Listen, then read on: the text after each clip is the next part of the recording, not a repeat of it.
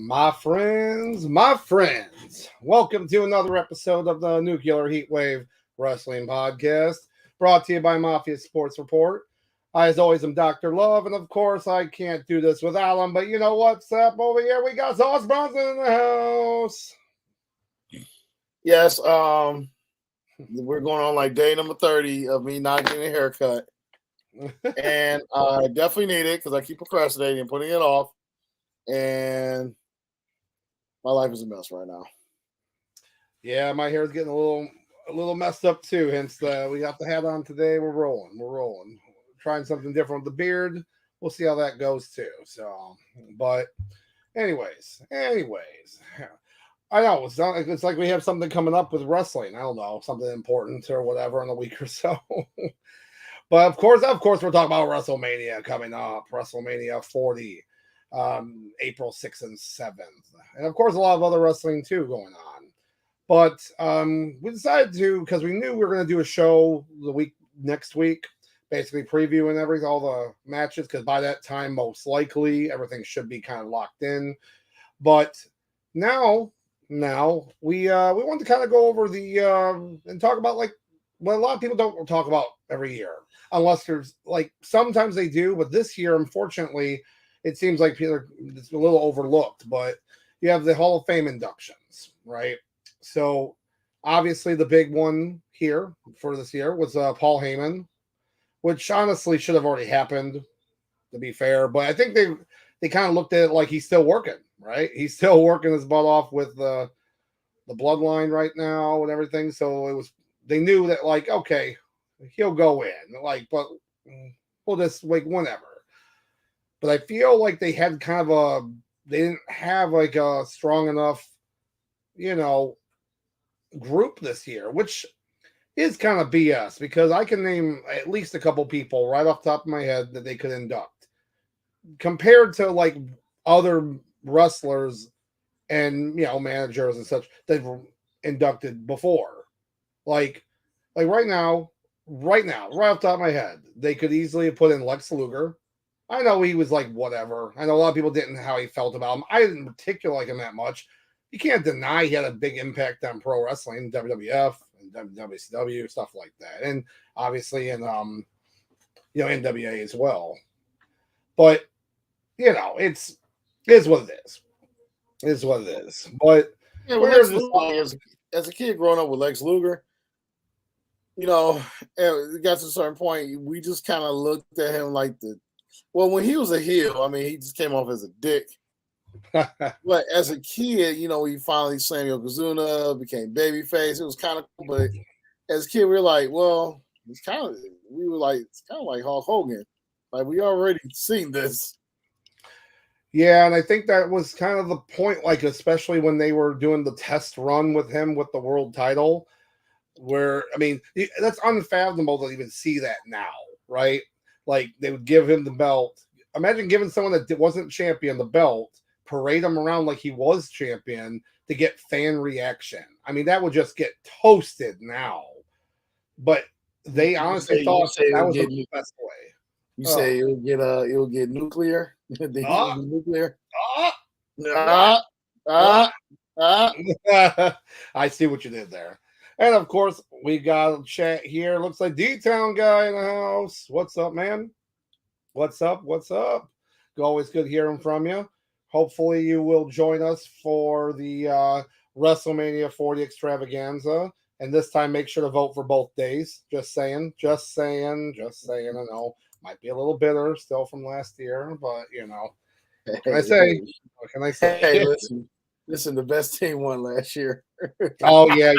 Okay, so let's look. It's coming home. It's coming home here, right here. It is. Just wait. Just wait. Just wait. Get a good night's sleep in those ways. But anyways. So yeah, we have as of right now. So who do we got right now? Sauce in this Hall of Fame, right? We got Paul Heyman. Yep. We got Bull Nakano. Yep. We have the U.S. Express. Yep. Wyndham and Rotunda. Yep. And then we have Muhammad Ali for the celebrity wing. And then we got one more. Yes, that's the one I couldn't remember off the top of my head. Mr. Thunderbolt Patterson. Thunderbolt Patterson. Yep, that was it. I had all my stuff up here and it all just like went away. It all failed on my phone immediately, so that's why we're kind of winging it. But yeah, so I'm not gonna lie, it's not that these guys don't deserve this. Well, they haven't announced the Warrior Award yet, so which usually is it's not necessarily a wrestler, of course. That's usually just like so that'll probably get announced next week, probably, I would assume. Or even at the show itself. I don't know. But yeah, it's interesting because look at Paul Heyman. Come on. This is the guy. He's the guy. If you've watched any type of wrestling, if you're a wrestling fan from way back in the 80s through the 90s through the 2000s, to the 2010s, it's crazy. He had an impact on all that time. Like myself, I grew up with original ECW. So right there, I mean, that was my first kind of like inkling to see him.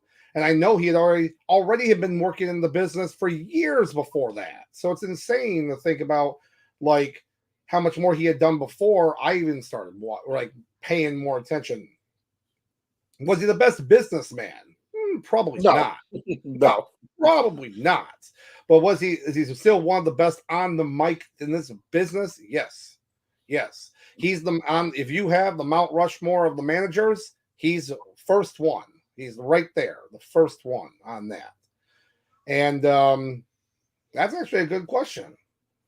Yeah, I like that. Kind of like segueing that a little bit. So, who else would you have for a Mount Rushmore for managers of all time? Jim Cornette. Boom. Well, that'd be fun. They'd be fighting. He'd have to be on the other side of it, right? The payment's on, and he'd be on all the way to the other side. Of course, you got to put Heenan in there. Oh, Heenan, yeah, Bobby the Brain Heenan, right? Yeah, so good. Then a third. See, it's hard because you like Mr. Fuji jumps into my mind, like he does. Right. He's definitely up there in contention for it. But right there, the three, yeah, you can't. Those three are in, not even a question. But the fourth one, if it's not Mr. Fuji, I don't know. I'm just. I have a soft spot. I mean, he'd be honorable mention because they would put him up there. But for that 2-year run, Ricardo, when he was Alberto Del Rio's manager, the fact that we got to do just speaking Spanish the whole time, introducing a wrestler. I mean, in America, we've never seen that before. No. And the way he was just so intense by it, like people would, like if you're at home watching, or like we would have like get-togethers with wrestling pay-per-views, everybody would just be quiet just to hear Ricardo just introduce Del Rio to us. Yep. Oh yeah, that was so fun. It was so fun, and then they had to go and ruin it by having them wrestle. It was like, why? Why would you? That's like what's the name, Estrada, when he was Umaga's manager. Oh, he was so good. He was so good. And then when they made him like ECW general manager, I'm like, for the new ECW, it like made sense. He was like that was good. That was a good choice, but it didn't matter because that brand was already dying. But he was such a good choice. Some people are just good on the mic like that. We were talking about MVP last week. Same thing. But it's really funny that you said Ricardo, because in my head as a joke, I was gonna say Rico. Yeah, like from Billy. Hey, Rico, great. 3-minute warning. So when you were starting, you said Ricardo. I'm like, what, Rico? But so and then I would say actually, and then as far as actually, as far as if you want to do a route, so let me ask you a question before I throw another name out there. Does Valet count as a manager? It's kind of funny. In my head, I knew that's what you were going to ask. It depends. I would say Sensational Sherry is a manager and a valet, but Miss Elizabeth was a valet. I don't really see her as a manager. You see, I guess I look at that's the difference. So what would you say the difference is? I'd say that Sensational Sherry, for example, definitely was more integral to their groupings as a team. She was on promos. She did that kind of stuff. Miss Elizabeth did not do that kind of stuff. She didn't like kind of put herself into matches, but to me, she was not a manager. She was definitely a valet. She's not getting on the mic cutting promos. Sherry, on the other hand, would. So that's how she's both in a sense for that. And that's why they still screwed up with that battle royal for the women. They could have called it the Sensational Invitational. Boom. Patent pending. Trips. Let's go. Give me my money. Let's go. But so who you got? You got someone in mind? I'm assuming is it Sherry? Actually, I was going to go with Stacey Wilson. Okay, all right. I have a soft spot for her as a manager, only because there'll be she played a key part as far as just out there at the ring, helping whatever team she was affiliated with, keep the them go through their antics as far as championships. Did she really book as far as matches? Not really. I mean, she wasn't really the face as far as their team go, but she was, she just seemed like she played a heavy role when it came to her whoever she was managing as far as their matches go. All right, very cool. Yeah, because that's actually another one right there, doing like a Mount Rushmore of valets. But that's actually a good idea for a future podcast, is just in general wrestling valets throughout the Raw wrestling and whatnot. Whether so that'd be actually a pretty good one right there. What do you think about Jimmy Hart? Oh yeah. See, that's another great one. I mean, it's fantastic. So that's what makes it hard. Like, to me, I would put him up there probably and that would be the 4. That would probably be the 4 right there. But it's hard not to have other, because you got to remember this being like.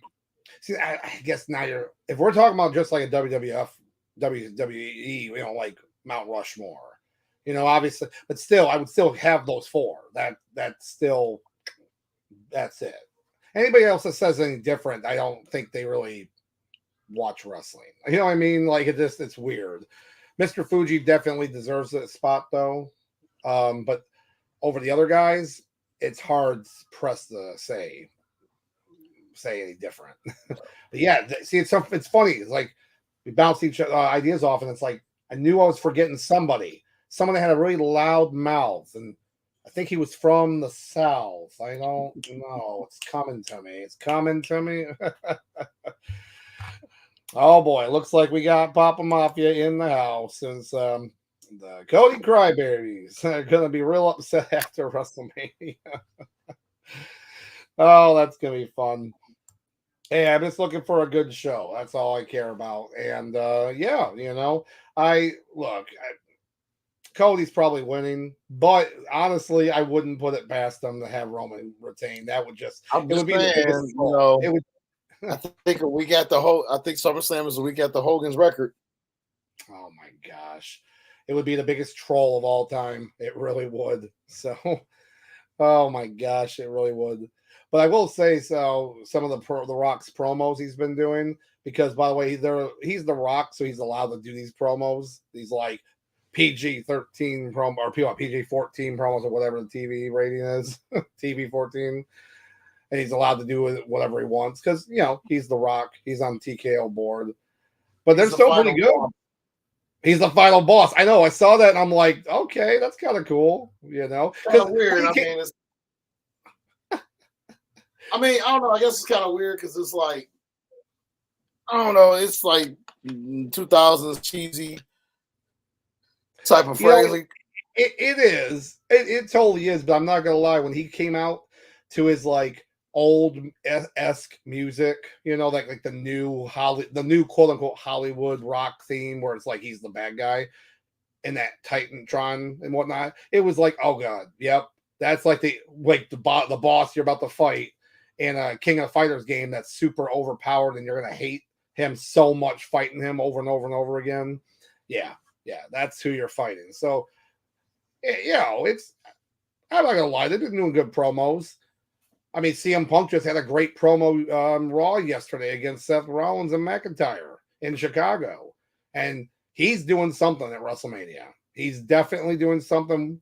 Either he shows up, he causes something to happen. I don't know, but I think he's doing. Well, I believe he's doing commentary.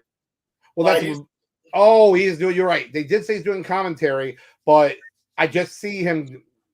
I don't know, getting up on the apron, jaw jacking with them, or they're down by him, and hey, what you gonna do? He's gonna cause something to happen to make him lose the match.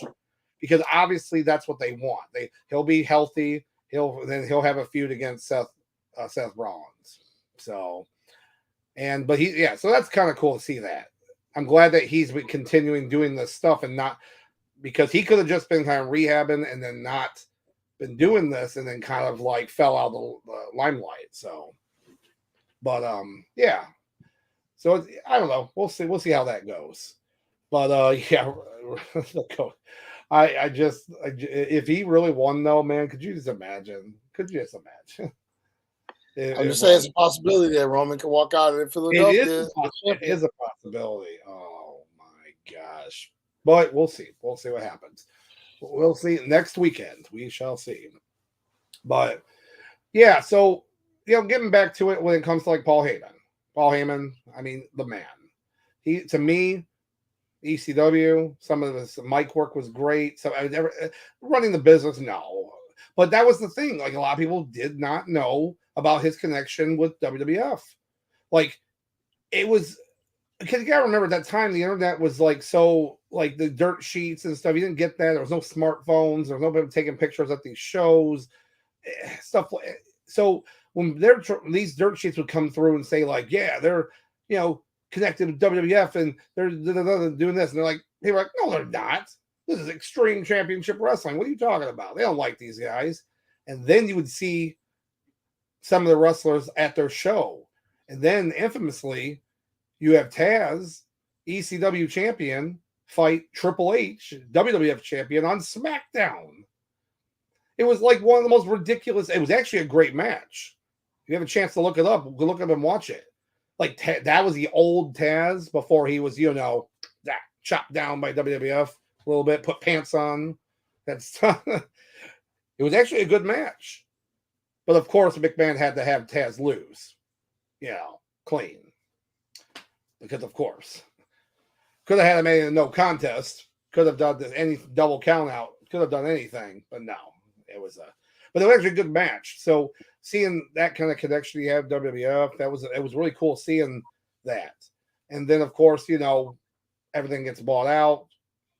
I knew he would get a job though in WWF. In WWE, like after that, I knew he was going to get work and let me tell you, and we watched that was a lot of stuff when we watched. He made SmackDown the show. I mean, the show. What did you think about that, Sauce? Like what he did SmackDown when he came in. Listen, I was talking to D-Town guy earlier.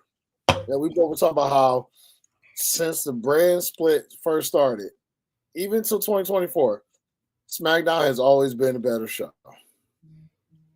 Yep. And the early days of SmackDown, Paul Heyman running it.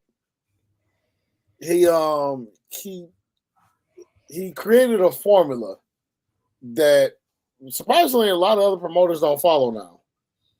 He said, okay, you got to protect guys like Kurt Angle, you got to protect guys like Undertaker, but also you got to figure out a way to elevate the mid card, make the mid card. And that was pretty much his recipe as to basically SmackDown. While on Monday Night Raw, it was pretty much a Triple H show. That's all it was. But, because of Paul Heyman, we got to see, Eddie Guerrero, as far as develop. We got to see Edge develop. Hell, even Matt Hardy. And we all know the trials and tribulations that man had just trying to be a single superstar. Oh, yeah. And also, they because of SmackDown, and I'm guessing Paul Heyman was probably somewhat part of it as well. We had Reverend Devon and Deacon Batista. They calling my name. Lord, And, that was righteousness. but and it just seems like I don't know what it is about SmackDown. It's just always the better show, even 23 years later. Yep. It Yeah, always is. So good. I mean, that tag team title tournament when they made the new SmackDown tag team titles alone, that's some of the best wrestling I've seen, and even some of those matches for the U.S. title that were on there. Yeah, they were just good. And then, of course, anything with Lesnar when he was in his feuds with like Kurt Angle, pretty much anybody, like young John Cena when he was just getting like super popular, but still heel. So that was some good work. Even Big Show, they made Big Show relevant then. Yep. A great monster heel. Yeah, Paul Heyman managed for like 2 months. Yeah, and that's when it worked, like that's like that turn he did against when Lesnar was face, like it was so good. I remember being swerved by it. I was surprised. What was that? So it was crazy. The Survivor Series 2003. It's one of the few pay-per-views where every title that was put on the line changed hands that night. Yeah, one of the very rare few pay-per-views that did that. That is rare. Yep. Yeah, and I mean, look at all the people that were Paul Heyman guys. Not really counting Cesaro, only because it wasn't his fault that they didn't want to push him. Because or Curtis Axel or Ryback. Yeah. Well, they are. Look. Ryback, great. Now we have to talk about Ryback because you brought up Ryback. You go in the corner. Sauce has got to go in the corner. Right? He brought up Ryback on our show. Now he's going to come and demand that we bring him on the show or we pay him some money. No, we're not doing that. Ryan Reeves Ryback. Oh, I forgot. You've officially changed your name to Ryan Ryback. I forgot. I'm sorry, because that makes sense. Anyways. I liked him as a cowboy dude, but then Ryback was fun for like 5 months. Oh my gosh. Yeah, I forgot that character. What was his name again? Oh, hold on. I gotta look it up.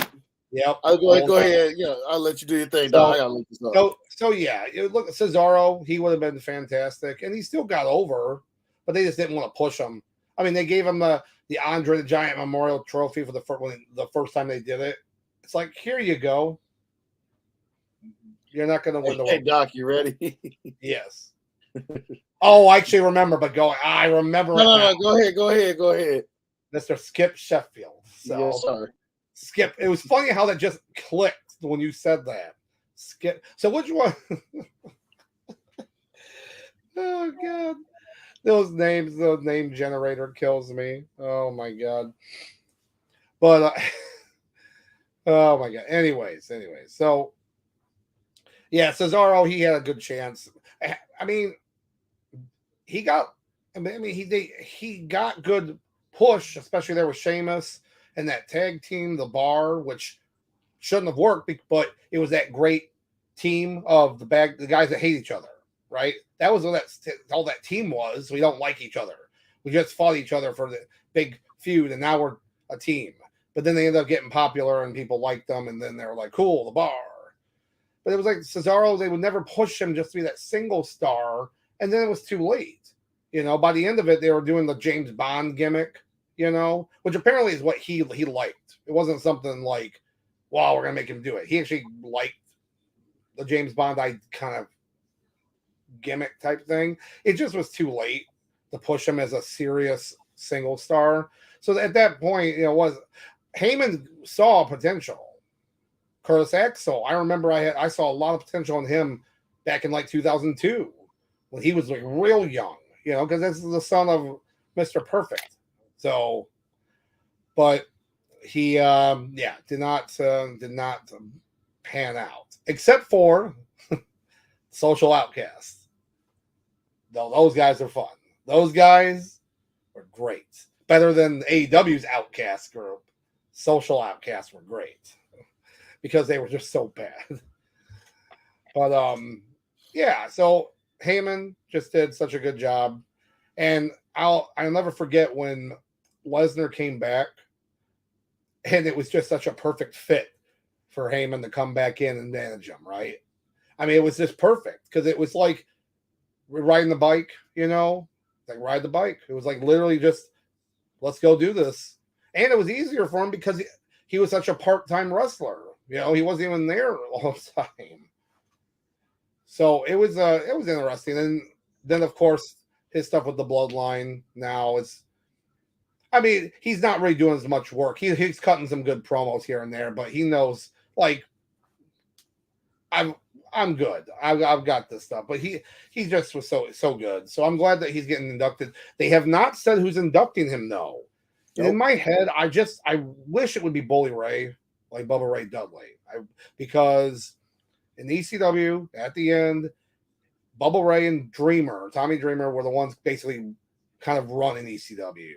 They were the ones, helping get the matches and the stuff set up and done, because Heyman was kind of checked out basically by the end of that. So I wish it would be him, because I don't know who else. Like, who else could put him in the Hall of Fame? Dreamer. Yeah, that's what I mean, right? So, like, those two really make the most sense to me. So, yeah. But then again, are they really gonna let AEW guy come on their program? And I mean, no, I doubt that. But this is a different time. We're talking about a completely different time now. So hey, what if it's Brock Lesnar that inducts him, and we got to sit there and listen to him talk with that voice for like 20 minutes? Right. Yeah, that'd be interesting to see. But I'm all for it. So, but all seriousness, it would be either Bully Ray or Tommy Dreamer. That's the only two off the top of my head that, unless, I mean, I know Heyman's probably got a couple kids, so maybe his son might do it. One of his kids might do it. Yeah, maybe. But that'd be so cool. So I'm excited to see it. And now I can't remember. Did they say that? Because I haven't looked it up. Is this Friday? Is it going to be Friday or is it going to be Saturday? Real quick. Hold on. It has to be Friday. It has to be, because Saturday. It takes place April 5th. Oh, yeah. So it's Friday. Okay. So I'm guessing it will probably be right after SmackDown. Yep. That makes sense. Good. But so yeah, look, we could talk a whole hour about Paul Heyman, but guys, let's chat a little bit about these other inductees here. So, Bull Nakano, that was nice to see. I mean, she wasn't in WWF long, but her impact in wrestling, especially women's wrestling in Japan, is, I think, really the big reason why she was really put in, because she was only in WWF for like a year and almost like year and a half or so. Got a championship out of it. Yeah, great feud with Alundra Blaze, but then she goes to. What's so funny about that is she goes and does that, and she'd already been wrestling for like a while. Like, she'd already been wrestling for like 10 years when that happened. She started wrestling when she was 15 years old. So it's like, okay, that's pretty cool. Then she goes in WWF, and she has some good matches. But if you go back and watch some of her AJW matches for the All Japan Women's Pro Wrestling, man, they were killing each other in these matches. And she's not no petite, waifu or anything. She's she was thick. She could move. And her moves would just decimate you. She'd have like an off the top rope leg drop over your neck. You're dead. It looked like you're killed. So I always thought that was like seeing some of those matches. But again, we've talked about before, Japan, some great women's wrestling from there. So that doesn't surprise me in the least bit. What is kind of funny is two things actually. a weird coincidence, actually. So, one, she does this great feud with Alundra Blaze in WWF. She kind of this back and forth. Then she she takes the title from her. She was going to have this feud with Bertha Faye, but it ended up being kind of like scrapped, and then she ended up being let go. Apparently, supposedly, allegedly, that they found cocaine or something. I don't know. Never proved it, apparently. Well, but then she was let go. So then what's interesting too about that is then she goes and then she wrestles in CMLL for a little bit. Well, I'm sorry, I apologize. She wrestled in CMLL after All Japan, the All Japan one, but she was only there for a brief time right there, real brief. Mainly, I'm pretty sure it's more of the politics that happened down there. CMLL is very bad about that. Yeah. But there's going to good wrestling for sure. But excuse me. But what's interesting is after WWF, she went to WCW, which made sense at the time. A lot of talent jumped, back and forth. But she actually took part in that collision match in North Korea. The one that had like 150,000 people to go. Oh, yeah, the plane ride from hell. Yeah. No, not the plane ride from hell. No. I'm sorry. I'm crossing my Ric Flair moments up. No. But no, I mean, we're on the dark side of the ring. They talked about the North Korea. Yep.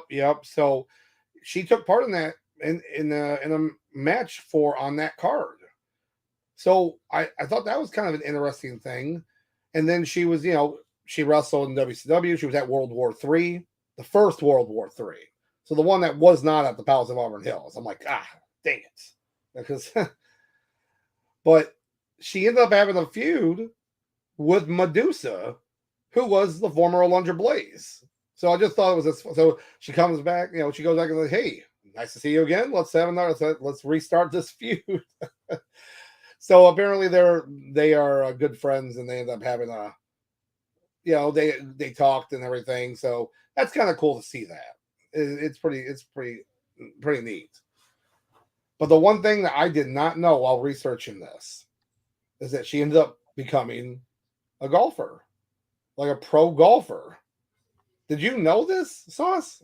No, I was recently looking at her stuff. Yeah, 1998. Yeah. Yeah, yeah. What the heck? All right, that's cool. I mean, so this kind of caught me off guard, but you know what? That's more power right there. So, and then for the people out there, I can read off her if you want. Can list her accolades real quick. Yeah. Go ahead. So basically, so in WWE, she was women's champion once, one time. But in All Japan Women's Pro Wrestling, she was a Japan champion once, junior champion once. She was All Pacific champion.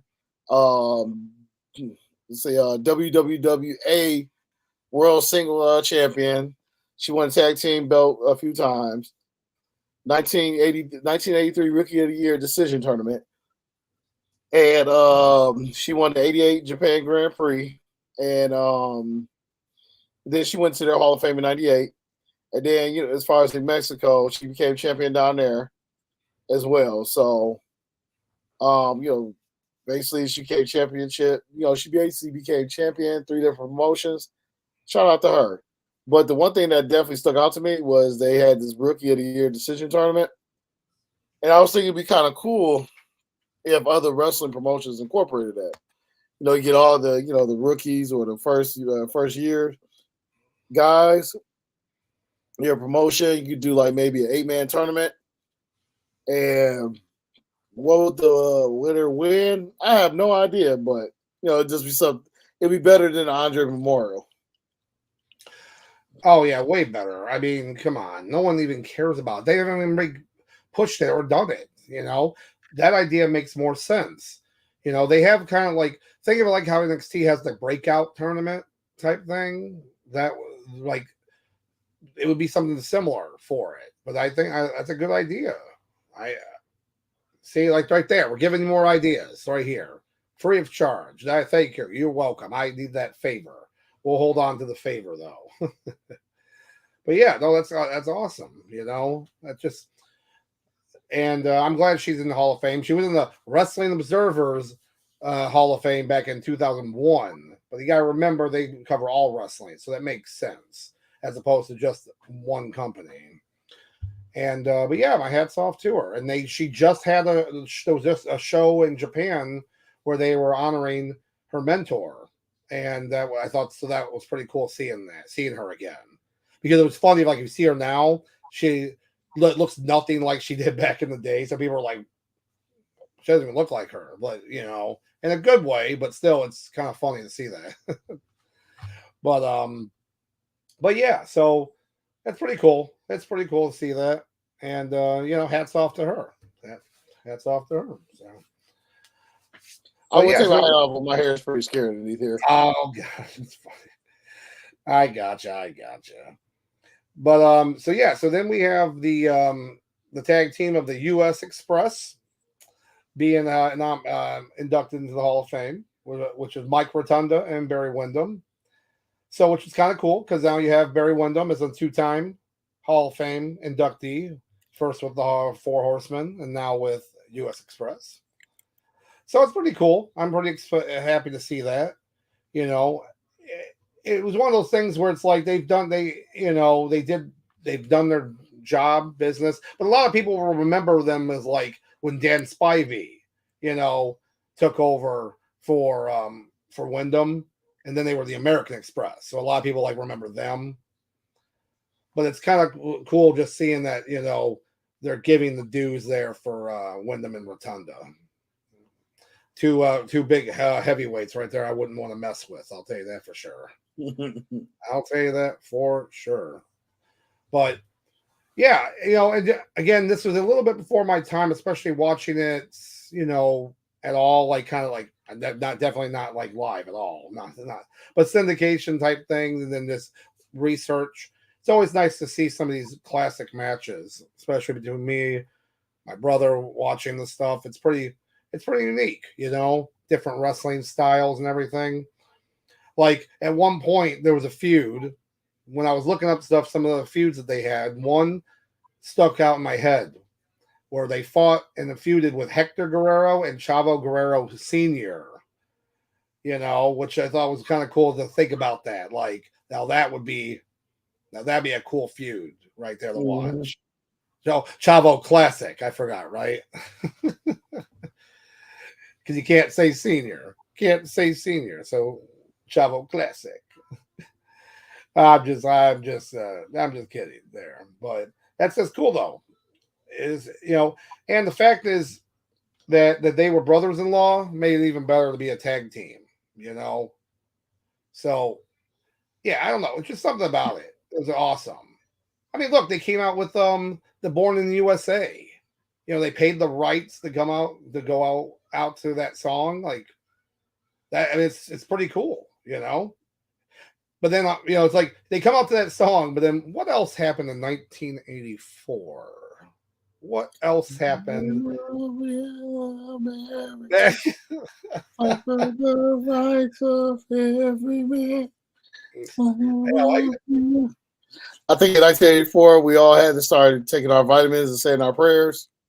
So what's interesting about that though is Rick Derringer, who actually was when he was with WWF before they came to WWF, he wrote the track Real American for the U.S. Express. Then Wyndham left WWF, and then when they split up, the music was passed on to then WWF champion Hulk Hogan. So imagine that. Imagine if Wyndham doesn't leave and they don't split up. Hogan doesn't get Real American. He probably just still gets what did he have before that? Eye of the Tiger. He might just roll with that. Yep, that makes sense. They probably would have exactly done that. But still think that's a nice little anecdote about that. So, and then of course they worked at All Japan's, pro wrestling, which again a lot of people don't give credit for because it's all people think of just New Japan, but All Japan had some great wrestling there too. And of course they kind of wrestled, and then they kind of changed over the years. The American Express with Dan Spivey taking over. And there was a lot of good feuds, the Hart Foundation, the Moondogs, the Islanders. Yeah, where, again, remember, we're in an era where they didn't really care about the, you had to be a different character. If you're a foreign, you're a foreign character. Pacific Islanders, there we go. But, I just noticed this, and it must be about when we were talking about our managers. But it looks like D-Town guy, Harvey Whippleman. Hey, the best women's champion of all time. Oh, wait, was he talking about women's champion? There you go. that was Santino Morello. There you go. There you go. Oh, that's funny. But yeah, so it's something. I'm glad that these guys got put in here. And I have to say this. This was probably the funniest thing I read, because these little anecdotes are probably one of the funniest things, because you remember certain things, and apparently they had reunions several times. They kind of met back up, and apparently there was a match in 2008 of Monday Night Raw, and somehow, and I was watching wrestling then, I don't remember this at all. It's deleted from my memory. It's I maybe call it the Mandela effect for me, like it never happened, but someone else thinks of it. No, I'm just kidding. But apparently the US Express made an appearance in a rematch from WrestleMania 1 against Volkov and the Iron Sheik. Before the match could begin, they were interrupted by diva Jillian Hall as she offered to sing Born in the USA before being given an airplane spin by Rotunda. Do you remember this at all? Right? I'm telling you, I was reading this going, this did not happen. So now I have to look it up, because it doesn't. This happened? This happened on Raw? Oh gosh, I don't even know. So yeah, I have to definitely look it up, because I am just very confused. I'm so confused. Oh man. So yeah, I just thought that was a fun little tidbit right there for them. And then of course their accomplishments: NWA United States Tag Team Champion, floor. I was about to say 4 times in floor, because it's in Florida apparently, the version. And then they were the WWF Tag Team Champions twice. So yeah, it's they might not have had as many championships, but their impact on wrestling, and both of them in general as wrestlers' careers, really stick out there. So that's good. It's cool to see that. I guess we'll just get this one over with, because it's going to be quick, since we're not really going to talk about the rest of his career. But Muhammad Ali, as you can see from our thumbnail, and everything, he's been inducted to the Hall of Fame. And every year a celebrity gets inducted. He's obviously an athlete, but the celebrity wing. Every time this happens, the internet wrestling community loses their mind, because they're like, why is he in the Hall of Fame? They forget it's the celebrity wing. It's a different thing, And also, he was, a referee at the original WrestleMania, the main event. I mean, this is WrestleMania 40. It's an anniversary type situation. It makes sense. Like, if you're going to have Mike Tyson in, you're going to have Muhammad Ali. I'm just saying. I'm just saying. But while researching this, another little weird tidbit. Muhammad Ali also was at the Collision show in North Korea, and in part taking that in there. So it's just kind of like weird that this year we have 2 different, members of the Hall of Fame that took place in this North Korea Collision event. That was all. I just thought was So I thought that was just kind of a interesting tidbit. But so, do you think this was Sauce too? They waited too long or so to induct him? He should have been in the celebrity. Probably. I mean, William the Refrigerator Perry got in the celebrity wing before Muhammad Ali, so somebody missed the memo somewhere. That's a great point right there. I mean, And well, mainly because of me, because I'm being selfish here, but that's the night where Dusty Rhodes got inducted to the Hall of Fame. And he did the speech at in Detroit at the Fox Theater. I could have got. I mean, granted, by that point, Muhammad Ali, he really wasn't like, as far as like his body wasn't what it used to be. I don't know how many sentences he would have been able to put together, or at least I would be able to see him in person. And maybe Layla Ali could have inducted him in. I believe his wife has inducted him in. So yeah, okay. Like right now, there's only one person. They only have one.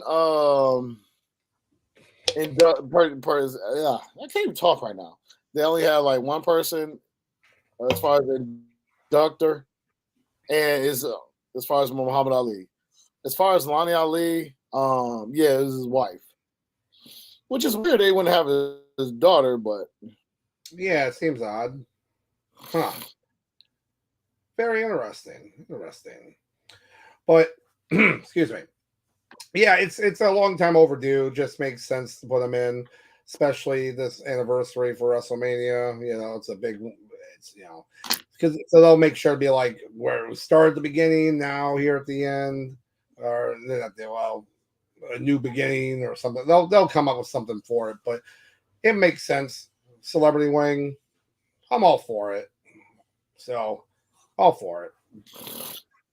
But yeah. So, like I said, we don't need to go into all his boxing accolades because it's not really about that. We are pretty much anybody knows his accolades. Whether you liked him, whether you hated him, whether you did whatever reason, he still was a great boxer. There's nothing different about that. And then there was a time where he, I guess you want to. Well, I'm using the term loosely. With the time he wrestled Steve Inoki, and I used the wrestling term once again very, very loosely. Like I went back, like, so what ended up happening was, I think it was when Inoki died. You know, they were talking about like his accolades and what he did. They were talking about the time where he fought Muhammad Ali in New Japan. And that match was a pure dumpster fire. Yep. Yeah, it was and originally it wasn't supposed to be. Originally they already had it like mapped out. They kind of choreographed like what they want to do. But then apparently Inoki said, F this, I'm going to change it right now. Like right before they went out there. And that's what you ended up seeing. Because Inoki, even though he was he had a great mind for the business, but he also just didn't know when to get out of his own way when it came to wrestling. So he just, because they had those rules where he couldn't, like Muhammad Ali couldn't punch him, right? That was like one of the rules. Like, hey, I can't punch him, or so it was. I mean, it makes sense because if I really punched you, it'd be a problem. But if Inoki couldn't kick him in the head or something, so they just ended up leg wrestling or like. Yeah, it was. Yeah, I'll just give me the Superman versus Muhammad Ali comic.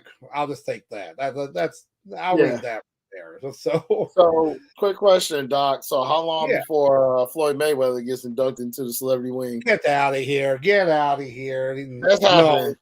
No, come on. Hold on. I don't believe it. Why are you talking? I'm about to look at all of the celebrities. They'll put Bradley Cooper in before they put him in. Oh, so. Wow. He was there for like one show. The Hugh Jackman, he was there for like another one show on Raw. That's when they kept doing those celebrities. The Muppets will get inducted before he does. Hold on, I'm looking at all the celebrities. Oh gosh! And if you ever have a chance, definitely check out our Celebrity Squared Circle episode of Nuclear Heatwave. Hold on, pretty good episode. Pete Rose. So wait. So Pete Rose, Refrigerator Perry. Yep. Let's see. There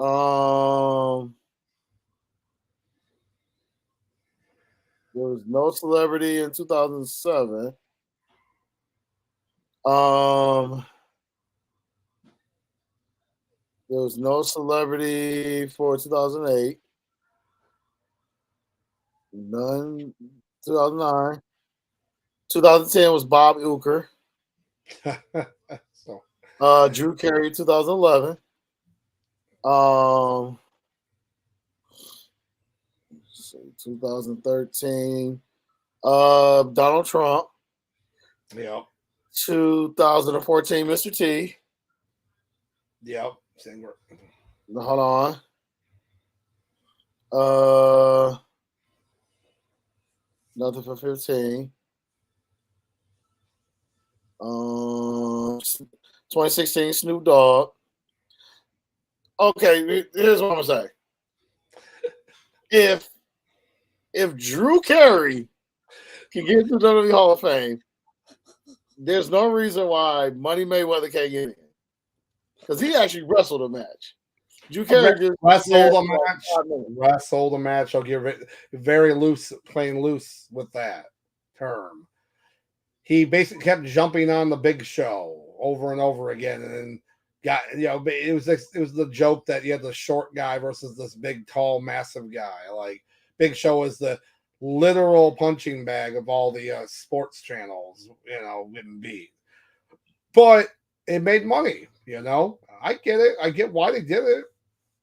Big Show did that. Then he did the fight with Akibono, which again, don't know if that was worth it, but so yeah, fine. Okay. I will concede. Yes, he could probably be. I don't ask for much in life. I don't ask for much. Yeah, he'll probably be inducted. And then he'll get inducted next as a sports star, like what Gronk will get inducted or something. Oh yeah, Gronk will be in there. Gronk will be in there 2029. There you go. There you go. I like it. Oh, that's fun. Well, anyways, we're going to go on to it looks like the last member here. And I did think it was a little interesting doing research on this man. So a lot of people, including myself, really wasn't familiar with Thunderbolt Patterson or Claude Patterson. Because, he wrestled in 64. So you're talking about, he was wrestling in his heyday in the 70s and everything like that. But what was interesting about this gentleman, who which he is still alive, so it's really cool that he's going to be actually accept the award for this. He's 82 years old, so it's going to be really cool for him. It's nice when you live long enough to, it's nice when a person lives long enough to receive their flowers. Oh yeah, for sure. I mean, this, according to some of the stuff I read, he was wrestling in a lot of the territories. WWE Tag Team Champion with Alberto Torres. One thing I thought was cool, he wrestled as a villainous character, and then he got turned on by his partner, Boris Malenko, and then none other than Fritz von Erich had a Russian chain match against Malenko for Patterson's contract. So it's, we look at wrestling now and how kind of weird and like silly it can be. Look, that's 64, 65. So yeah, I'm pretty sure. No, it didn't change much, but that would have been sweet to see. And then he wrestled actually big time wrestling, which definitely was here in Michigan, the Michigan area. Big time after doing research for before for other stuff here in Michigan back in the day. 4-time tag champion. Yep. What's interesting though is that this man worked what they called outlaw promotions, ones outside of the NWA, and was not good. So in 75, he moved to big time wrestling in Detroit, Michigan. And then he was, wrestling in the NWA in Florida. And it was kind of cool. He beat Bruiser Brody, the Bruiser Brody. Like a lot of people can't sit there and say that, for one. He has a pinfall win over the original Sheik. So it's like, okay, this is pretty cool. But what was interesting is that he was one of the first wrestlers, let alone like an African-American wrestler, to speak out about the working conditions and was trying to actually get unions made, which is unheard of now in wrestling. That's even unheard of today. It's not. Wrestlers are still considered independent contractors to this day. Now, No, I'm not talking about your Randy Ortons and the other people like that. Yeah, they got the money. But any other wrestler, like if you're low on the totem pole, you're buying your rides, your food, your hotel, your everything. You're buying your own insurance, independent contractors. So he was actually looking for that at that time. And he was part of a discrimination lawsuit in the 70s. So then he said he was blacklisted from wrestling in Mid-South, which he said he blamed completely on filing this lawsuit, which probably was true.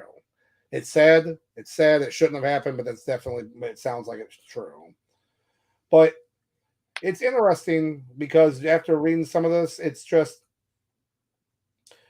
sad to see that, And then it said right here that before his blacklisting was lifted, and then Dusty Rhodes took ill in Florida in 1975. So, I mean, you're talking about a guy who was around a lot of these other wrestlers that kind of crossed paths throughout all history.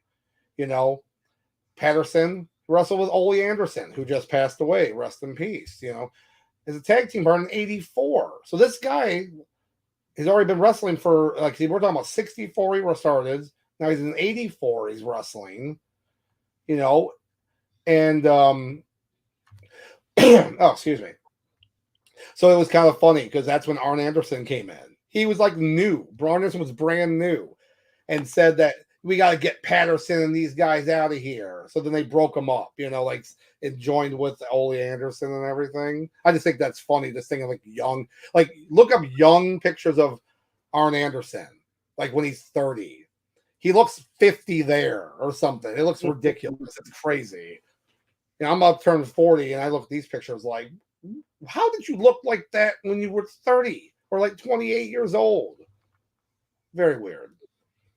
But what's interesting here is it stated that he retired from full-time wrestling, which is always the fun caveat, right? For any wrestler, full-time wrestling in 85. But then apparently he was in a Legends match in 93 at Slamboree 93, which again, I watched some of the wrestling at the time, especially when it came to WCW and stuff. And I don't remember this match, but I definitely want to watch it now. He had Brad Armstrong, Ivan Koloff, and Baron von Raschke. And then he would mentor Ice Train, because I'm telling you, that's a big boy right there. That makes Powerhouse Hobbs look like cheeseburger or something. I don't know, some of the small wrestling. So, and then he officially retired in 94.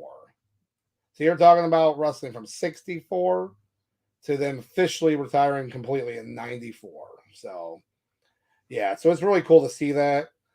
And he was actually put into the Luthez Professional Hall of Fame in Waterloo in 2019. So I will say that is pretty cool. It's pretty cool to see that he's being inducted. He's won many championships over the years. He was tag team champion with Wahoo McDaniel, Johnny Valentine. Just the list kind of goes on. Tony Atlas, Tommy Rich, Mr. Wrestling, the original Mr. Wrestling. It's a lot here. It's a lot to go over, and I'm glad that they did research and some people might sit here and say, well, it's just a light class. It's not. No. If he didn't have accolades like this, and I'd be maybe a little weary, but no, that he deserves to be there. And like we said, he's going to actually get his flowers. He's going to get his flowers, and that's going to be cool to see. So, hey, did you know he was an ordained minister? If only you would have waited. If only you would have waited.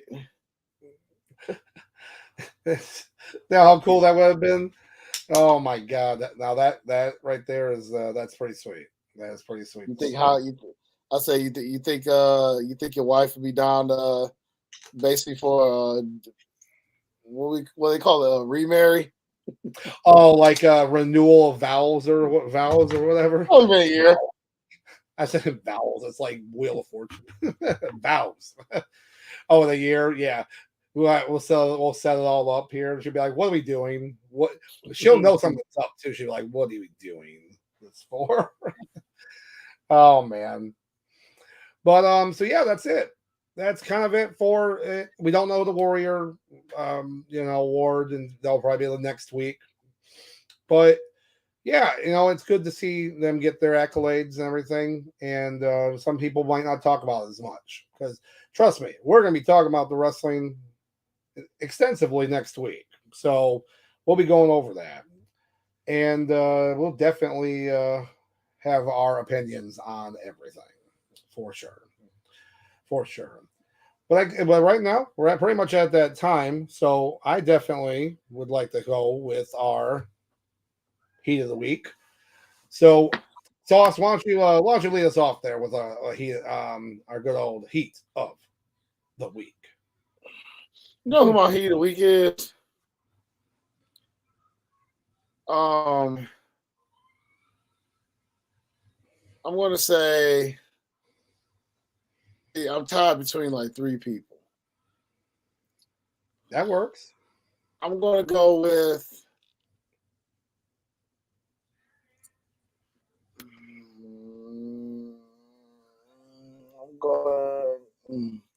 you know what? I gotta go with Will Ospreay. And the main so the reason why I'm going with Ospreay, this man just showed up to AEW. He's putting on banger matches. And right now, the dude is hot.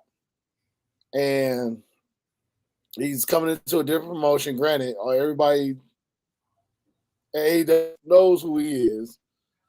But right now, dude's coming in, kicking in the front door. Guns are blazing, suplex is plexing. And right now, we're getting an opportunity as wrestling fans to see what he can do almost every week now. Instead of having to wait, a couple times a year, you got to order, you got to spend $50 just to see him wrestle. Now, as far as, through your local cable provider, he's right there every Wednesday and maybe a Friday here or two. But right now, long story short, Will Ospreay is my heat of the week just because the guy is finally, in American wrestling, and he's showing the world what he's got to offer, and I'm here for it. All right, nice, very nice. I like that. That's a good choice. That's a good choice right there. And as for myself, I was bouncing back and forth a little bit here and there, but I'm going to say this as here to laugh because it's But I briefly talked about it earlier. But I'm going to have to go with CM Punk. I'm going to have to go with CM Punk. CM Punk yesterday on Monday Night Raw in Chicago. So that's helped too. They had him come back and have a little face-to-face with Seth Rollins and McIntyre. And he dropped a really great promo, No, was it a pipe bomb promo? No. But it was just a great promo. Like, it was just he showing that relevance that he's still there. He'll be back. He's ready to wrestle. When he's ready to wrestle, he's going to be there. And it was good, Crowd's hot. I mean, they're Chicago, but I think they would have already been hot anyways. And he made sure to, let them know, I'm here. I'll make you guys relevant, mean something. And the best part is his hair's grown out. It was now slicked back. That annoyed the hell out of me when he came back at Survivor Series and his hair was like that weird, not long enough to slick back like his look he had before, but it was like short and it looked all messy. Now it's slicked back and long enough to go back into that look that he had before, which I thought just looked better for his character. So, it is a minor thing. But I do think, and I think I'm going to put this as a prop bet for WrestleMania, that he will get physical in the match. In the match, he'll get physical with one of the wrestlers in the match. That'll be a risk-reward type point system. He has to be physical, but I think that's what I'm going to do. And it'll be a two-pointer. It's going to be a two-pointer. So we'll see.